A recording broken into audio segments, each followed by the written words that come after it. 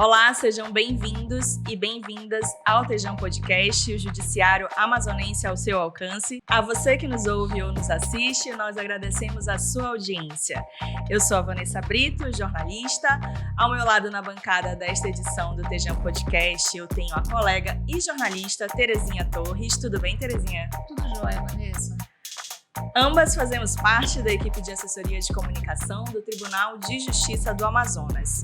E neste episódio nós vamos receber o ministro do Superior Tribunal de Justiça, Reinaldo Soares da Fonseca. Ministro, seja bem-vindo ao nosso Tejão Podcast.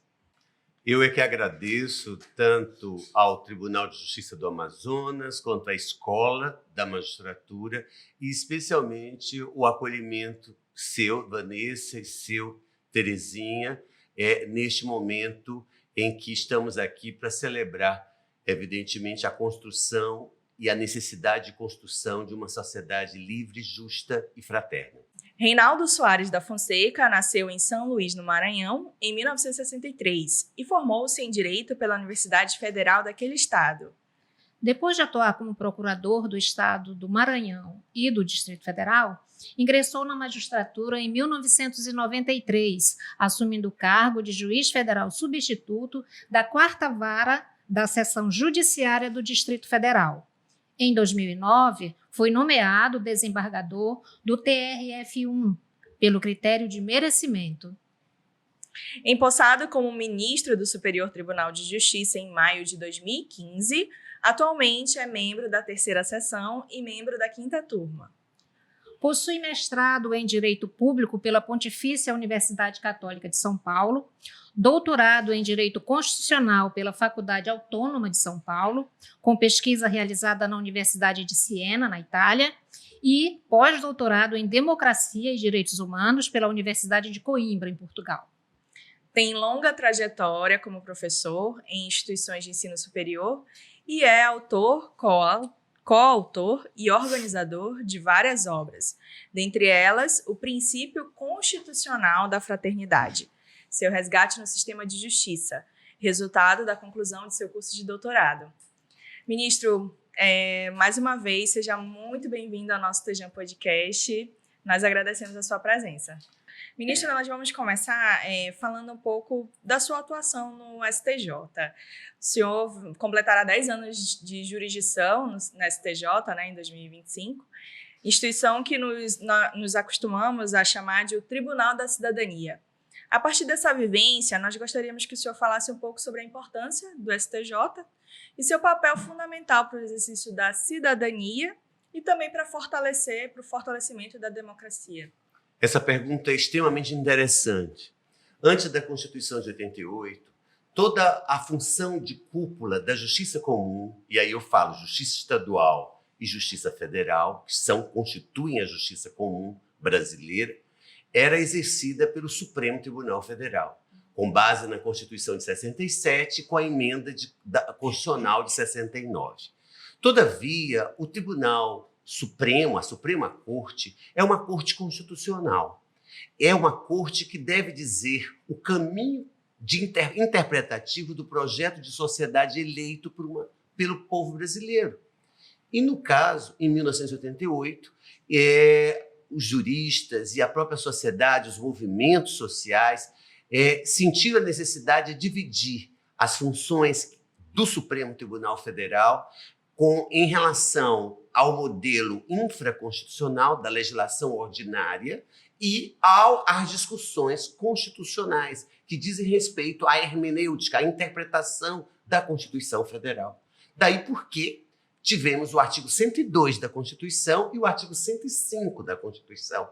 O 102 tratando da função do Supremo Tribunal Federal como corte constitucional e como corte constitucional que resolve em modelo concentrado a constitucionalidade das leis, mas que resolve como a última palavra no controle difuso da constitucionalidade, já que qualquer magistrado brasileiro pode afastar uma norma por vislumbrar inconstitucionalidade. E os tribunais regionais federais e os tribunais de justiça, a partir da maioria absoluta da composição plenária ou da Corte Especial, com um quórum qualificado.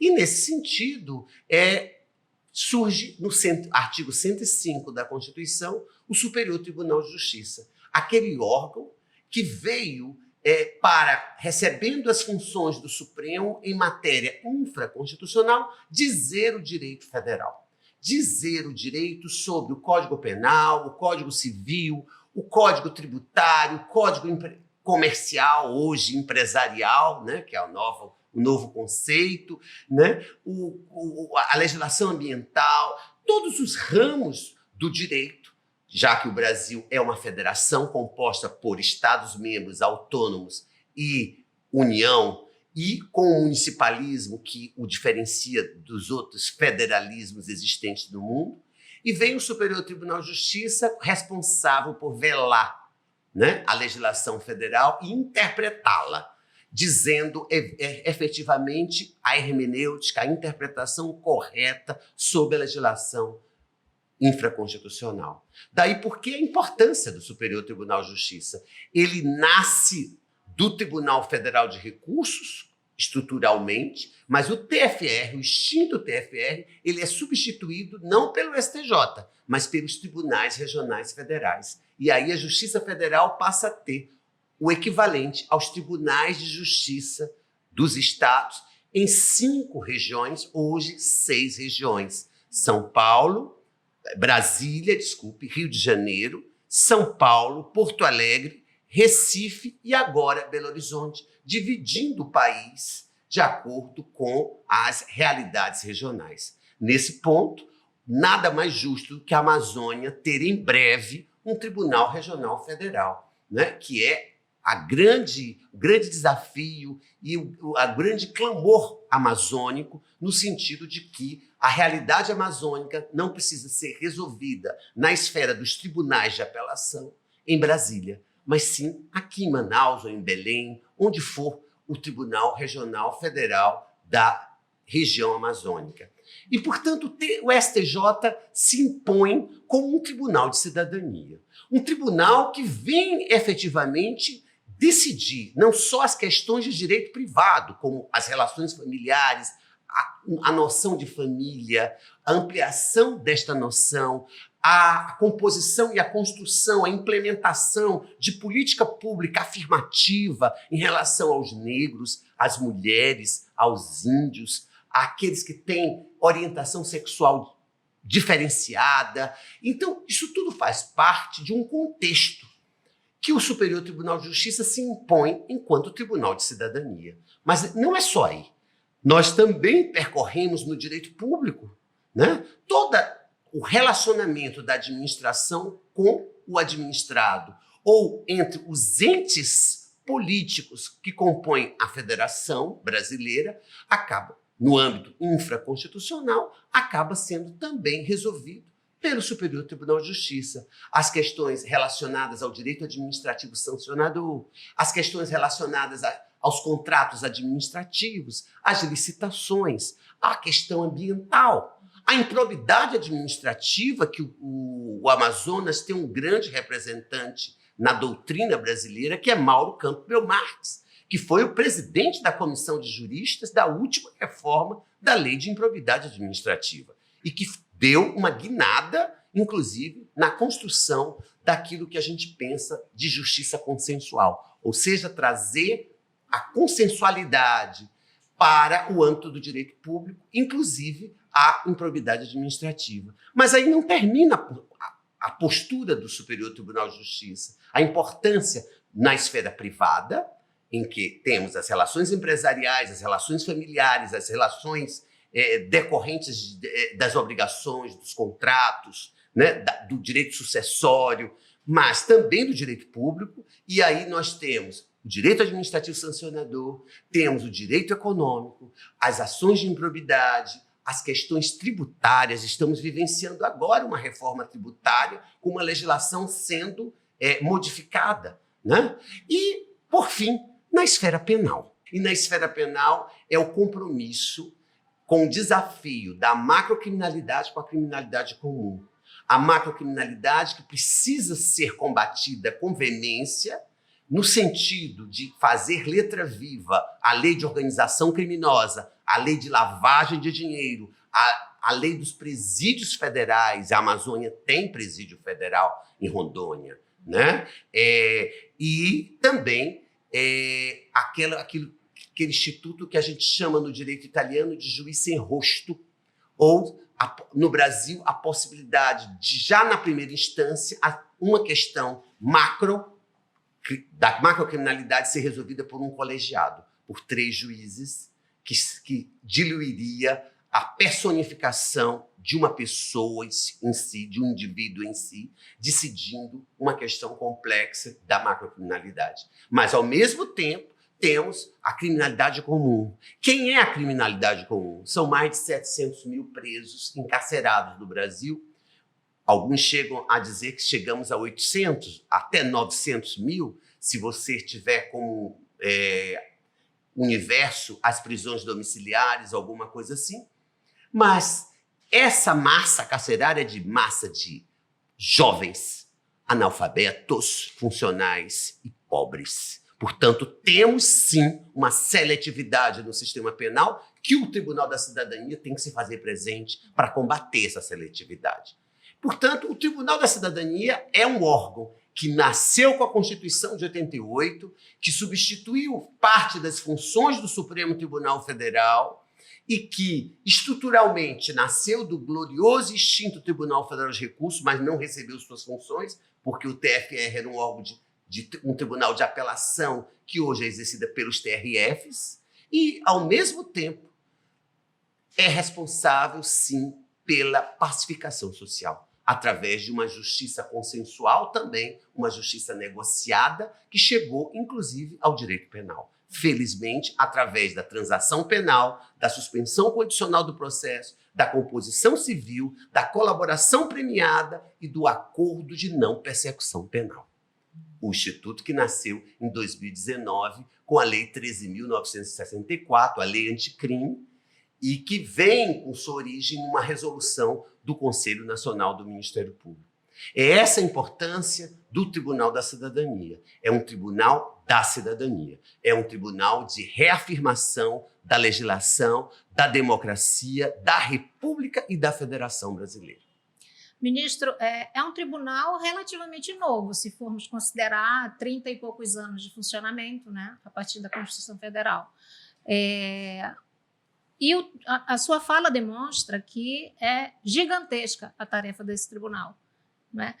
Na sua avaliação, o senhor já tem 10 anos praticamente de jurisdição nesta corte, na sua avaliação, a instituição tem dado conta desse desafio? Na verdade, o Superior Tribunal de Justiça, como você falou, Terezinha, estamos no 35º ano de sua instalação e concretude. Hoje temos, evidentemente, uma realidade escancarada pela Constituição de 88, felizmente, através de uma grande instituição chamada Defensoria Pública da União e dos Estados, conseguimos tornar visíveis os invisíveis. Aqueles vulneráveis que não tinham acesso à justiça passaram a ter, especialmente com uma grande instituição criada a partir do artigo 98 da Constituição, mas que foi implementada em 99, através da Lei 9.099, chamada Lei dos Juizados Especiais, onde o invisível se tornou visível. Da mesma forma, na Justiça Federal, no início do século, em 2001, né, construímos os Juizados Especiais Federais. E é aí a justiça comum, estadual e federal, que se diferencia da justiça especializada, militar, eleitoral e trabalhista. Nós, da justiça comum, conseguimos mostrar a cara de uma justiça mais próxima do tecido social.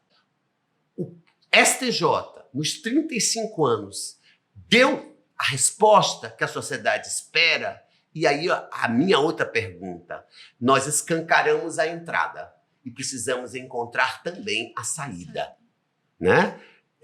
A consequência, existe um pensador italiano chamado Mauro Capelletti, que fala nos obstáculos do acesso à justiça. O primeiro obstáculo nós já estamos conseguindo superar, que é ter uma instituição responsável a levar os reclamos dos vulneráveis até as portas da justiça. defensoria pública, escritórios de prática jurídica das universidades, que exercem um papel fundamental nesta inclusão. Segundo obstáculo, tratar as questões coletivas de forma coletiva e não individualizadas, como se estivéssemos numa disputa entre José e Maria ou João e Pedro.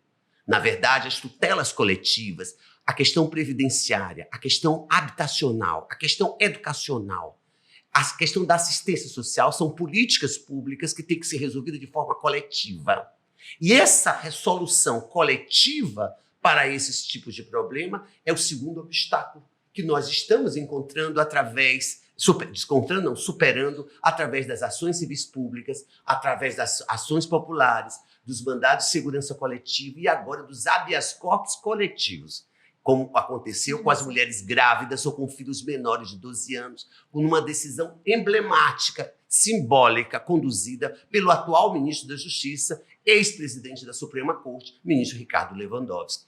Portanto, o que eu posso lhe dizer é que nesses 35 anos, o STJ deu sim a resposta à sociedade, talvez não na medida em que a sociedade merece, porque o quantitativo de recursos que chegaram ao Superior Tribunal de Justiça é preciso a gente refletir, sobretudo na esfera penal, os habeas corpus, os recursos em habeas corpus. Precisamos refletir se não é o momento de fazermos uma reforma disso tudo através de um instituto que já aprovado pela Constituição e que agora está pendente de regulamentação, que é a arguição de relevância, que, como já existe no Supremo Tribunal Federal em matéria constitucional, chamado repercussão geral.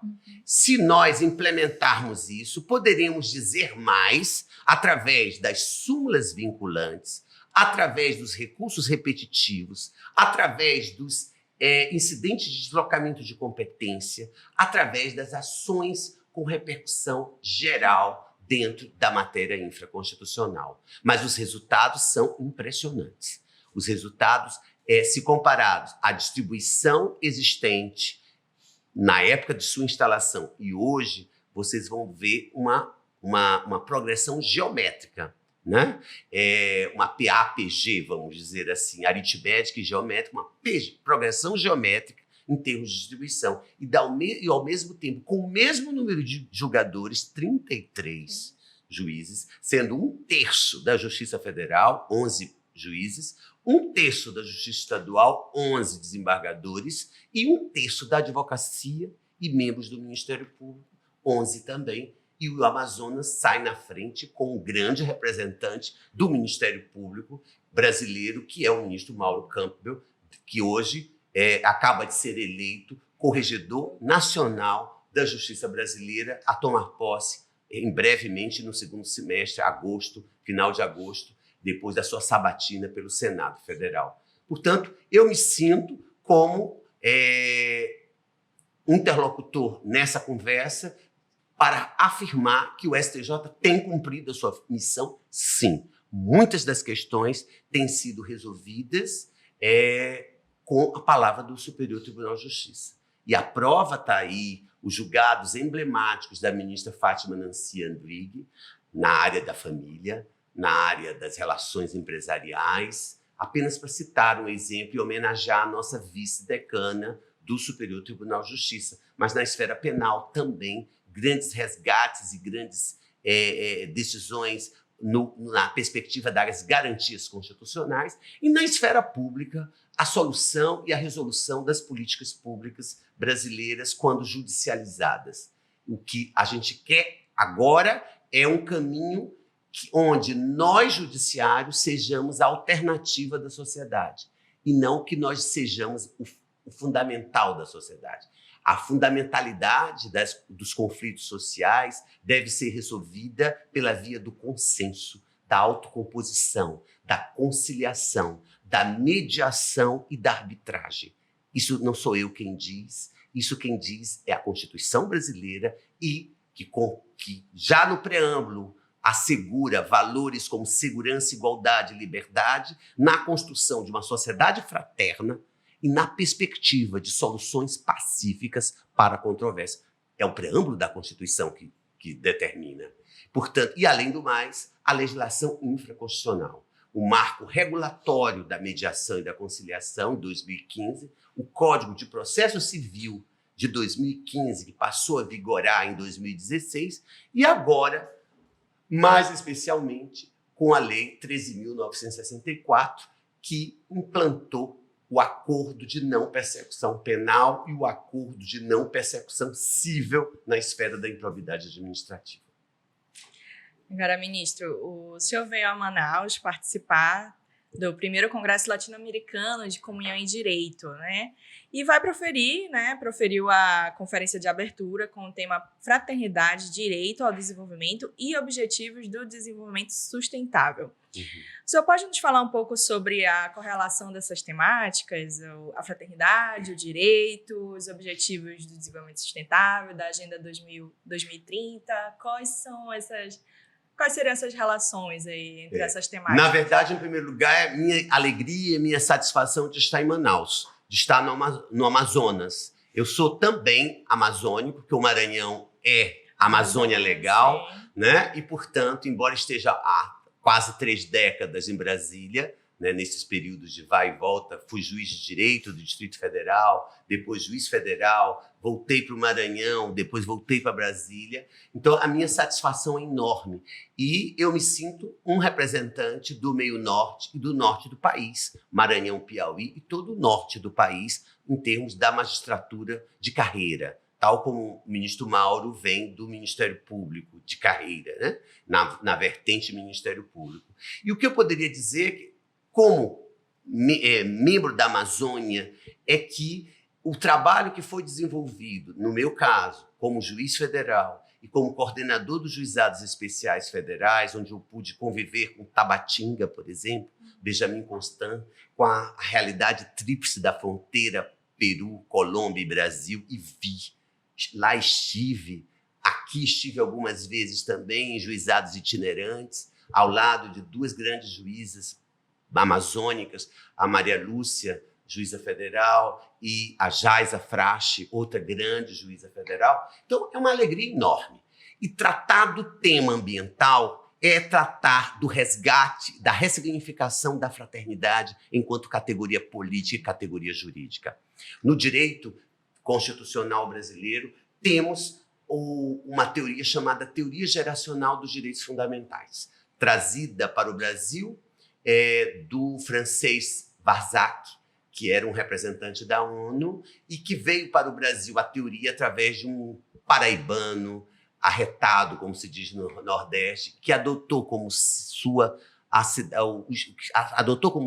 o estado do Ceará, chamado professor Paulo Bonavides, né, que faleceu há pouco tempo, nosso saudoso Paulo Bonavides, em que se diz que a primeira geração dos direitos fundamentais, ou dimensão, é o caminho da liberdade, do iluminismo, somos homens livres. A segunda geração de direitos é o caminho da igualdade, com alicerce na Constituição Alemã de Weimar e na Constituição Mexicana, né, do início do século XX, nós encontramos o caminho da tutela coletiva, da igualdade. E a terceira geração é o caminho da discussão do futuro da humanidade, do futuro do meio ambiente, da construção de relações fraternas, já que nós pertencemos a uma mesma família humana.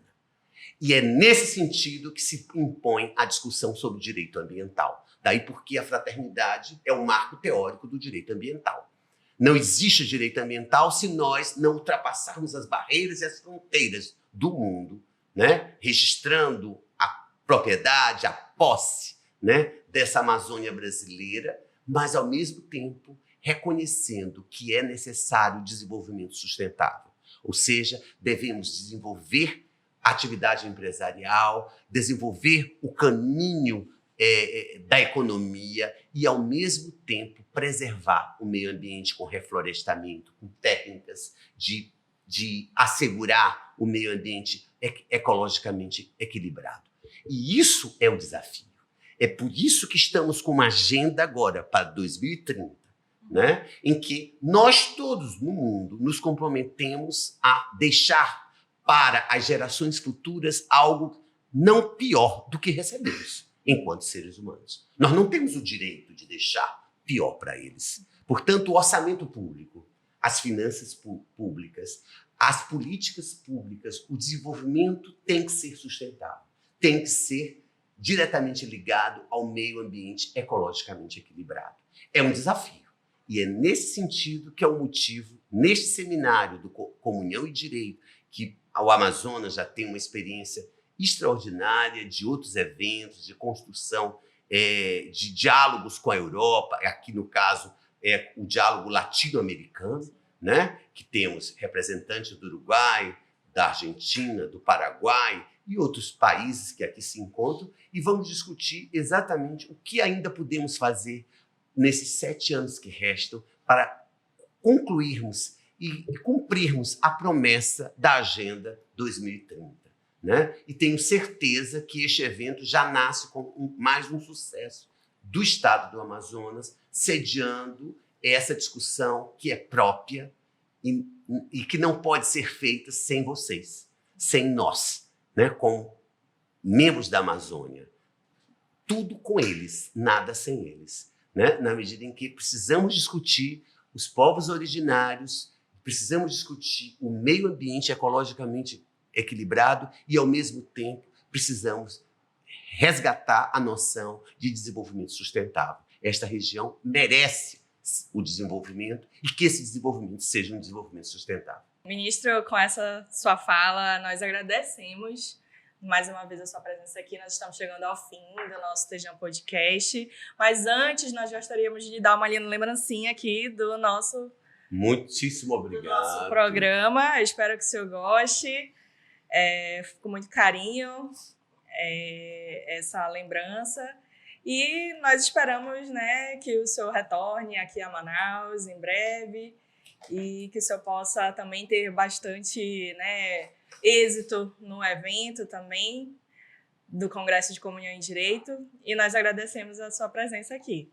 Eu que agradeço e espero que esse evento traga muito bons frutos e que eu retorne aqui antes de 2030, é lógico, porque sou cidadão do Amazonas, né? O ano passado recebi o título, né, numa solenidade no Tribunal de Contas do Estado, já que eu recebi o título antes da pandemia e não pude vir em função da pandemia, e o ano passado eu recebi. Então, para mim, é uma alegria imensa ser do Amazonas também. E espero que antes de 2030 nós possamos celebrar resultados positivos na construção do desenvolvimento sustentável deste país. Muito obrigada, ministra. Muito obrigada, ministra. Este episódio do Tejão Podcast vai chegando ao fim, mas não deixe de acompanhar a nova temporada de 2024. Acesse nossas redes sociais e o portal do Tribunal de Justiça do Amazonas para saber mais sobre as ações do Judiciário Amazonense. E não esqueça, todos os episódios estão disponíveis no canal do Tejão no YouTube e nas principais plataformas de streaming e também são exibidos na TV Encontro das Águas. Até o próximo Tejão Podcast, eu aguardo você.